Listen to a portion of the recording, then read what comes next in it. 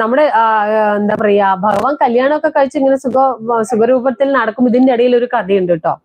ആ കഥയിൽ ഇങ്ങനെ ലക്ഷ്മി ദേവി തന്റെ ആ ധ്യാനമൊക്കെ വെടിഞ്ഞിട്ട് ഭർത്താവിനെ അന്വേഷിച്ചു പോവുകയാണ്. എന്റെ ഭർത്താവ് എവിടെ എന്ന് പറഞ്ഞിട്ട് അങ്ങനെ ശ്രീഹരി അന്വേഷിച്ച് ലക്ഷ്മി ദേവി വരുന്ന സമയത്ത് ആ പൂന്തോട്ടത്തിൽ ഇരിക്കുന്ന ആര്, ഭഗവാനും ഈ പത്മാവതിയും കൂടി ഇരിക്കുന്നതാണ് ലക്ഷ്മി ദേവി കാണുന്നത്. ലക്ഷ്മി ദേവിക്ക് അങ്ങ് ദേഷ്യം കൂടി വന്നു. ആഹാ, എന്നെ വിട്ടിട്ട് അവളുടെ അടുത്ത് ശൃംഗരിക്കാൻ പോയാ എന്ന് പറഞ്ഞിട്ട് രണ്ടാളും കൂടെ അവിടെ വെച്ചൊരു വഴക്ക് നടക്കുന്നുണ്ട്. അപ്പൊ ഭഗവാൻ പറയുന്നുണ്ട്, നീ ദേഷ്യപ്പെടണ്ട. കാരണം എന്താ വെച്ച് കഴിഞ്ഞാൽ ഞാനേ ഇപ്പൊ വരണം എന്ന് പറയുമ്പോ ഞാൻ വരില്ല എന്ന് പറയും. ഞാൻ വരില്ല എന്ന് പറയുമ്പോ സംഭവം എന്താ ചോദിക്കുമ്പോ, കുറച്ച് പൈസ ഞാൻ ഇവിടുന്ന് കുബേരന്റെ കടം വാങ്ങിയിട്ടാണ് ഈ കല്യാണം ഒക്കെ നടത്തിയിരിക്കുന്നതേ.